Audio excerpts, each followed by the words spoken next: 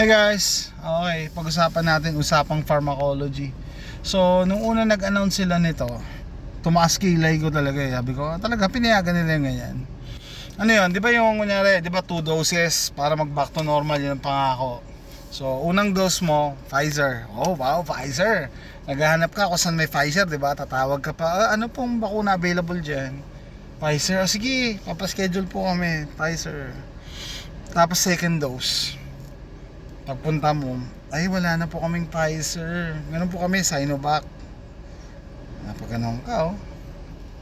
So magpapaisip ka ano ka ba o hintayin mo ulit magkaroon ng stock na Pfizer. And then officially, 'di ba, in-announce nila Verheri tsaka nila Duque, okay yan, safe yan. Safe yan. Pag halu-haluin niyo yung mga box sa katawan niyo, safe yan. Doon na taas ng kilay. Talaga safe yan? Safe ba yan?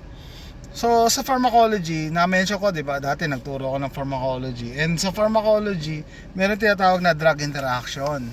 So drug interaction, syempre, kung ilan gamot at na tinake mo, nag-i-interact yan sa katawan mo.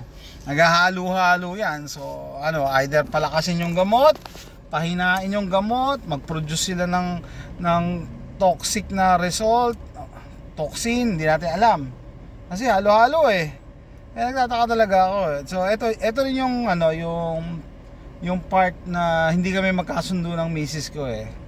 Kasi sabi niya yung misis ko ano, mas marami na siyang experience and knowledge sa akin ngayon kasi ano siya eh, nurse practitioner na siya eh. Pero hindi ako sasang-ayon sa kanya. Bakit? Sabi niya kasi okay lang yan kasi syempre mRNA yung ano, yung Pfizer, mRNA din yung ano, yung Astra. So parehas lang yun eh. Yun ang pagkakaintindi niya. The problem with that kasi parang napaka-naive naman natin.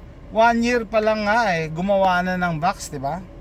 So in 1 year nakagawa sila ng box, tapos Pfizer ba yung unang gumawa ng box? Tapos shinare ng Pfizer sa ibang kumpanya. Sinabihan niya yung China na, oy, ganito po yung content ng box namin. So gumawa ng ano, ng Sinovac. Tapos nalaman din ng AstraZeneca, nalaman din ng Moderna. Talaga, 'di ba usually iniintay pag ikaw nauna sa gamot, sa'yo yan, patent sa'yo yan. Tapos hinihintay ko si AJ, sunduin ko eh. First day of school nilang ng mga bata rito. So, naka-patent sa yan. Pwede lang gayahin ng ibang kumpanya pag nag-expire na yung patent mo. So, nakakapagduda. Hindi kayo nagduda na, uy, paano sila nagkaroon ng ano, ng gamot? Yung Moderna, Astra. Ano yun, nag-usap-usap sila na, uy, bigay ko sa ingredients namin, sabi ng Pfizer. You have to understand na ang pharma industry, pharmaceuticals, is business. Negosyo yan eh. Hindi yan charity. Hindi sila gagawa ng gamot para ipamigay. No? So, doon nakakapagduda in 1 year, nagkaroon o gumaya din yung ibang kumpanya. No, alam namang Pfizer lang ang kikita. So, nagkaroon din sila. And samantalang noong time na yon hindi pa na-isolate yung virus. Actually hanggang ngayon hindi na-isolate yung virus eh. Bakit? Taas ang kamay kung bakit. Kasi peke eh. Hindi nila ma-isolate. Diyan yata si AJ. Natin. Tatayo lang ako dito.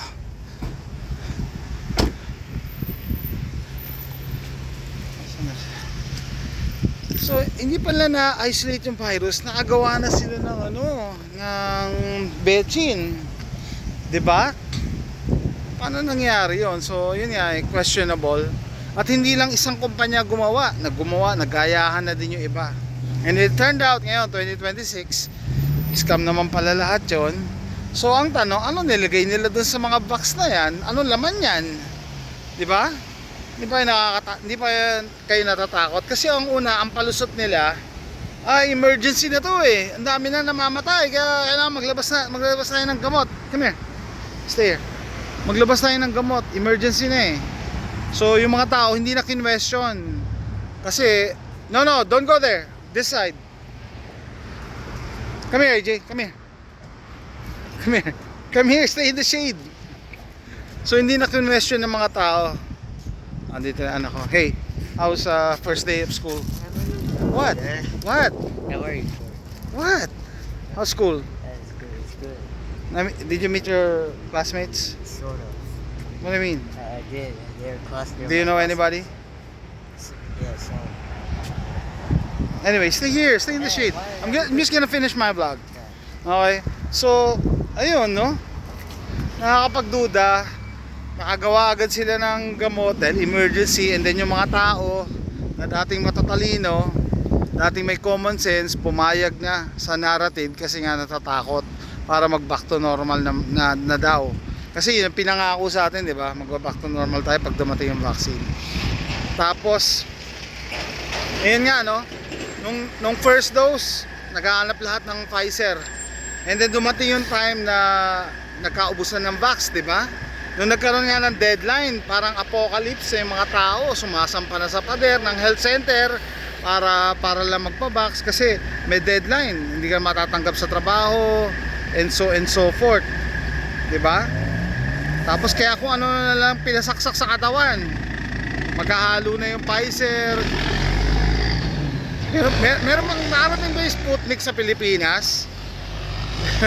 So, dati tatanungin, uy, ano yung box mo? Pfizer yung saka, okay yan. Mayamang kumpanya yan, malaki yan, ang ganda yan. O ikaw, anong box mo? Moderna, ayos. O isa naman tatanungin, o ikaw, anong box mo? Uy, AstraZeneca Astra. O ayos din yan. Tapos yung isa, uy, anong box mo? The best vaccine is the available vaccine. Yung pala Sinovac, ayaw mention na made in China, nahiya, no? So, anyway, sa drug interaction, guys, nakakaduda kasi pinayagan nila maghalo-halo to think na wala pang established na iisang timpla.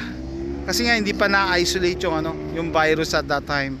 And then similar with drug interaction, so recently nga binaba na ni Trump yung vax recommendation ng mga bata from 72 to 11, which is similar to Sweden. So hindi yan inimbento, similar to Sweden. And actually nag-propose niyan ang naka-assign diyan si RFK, no?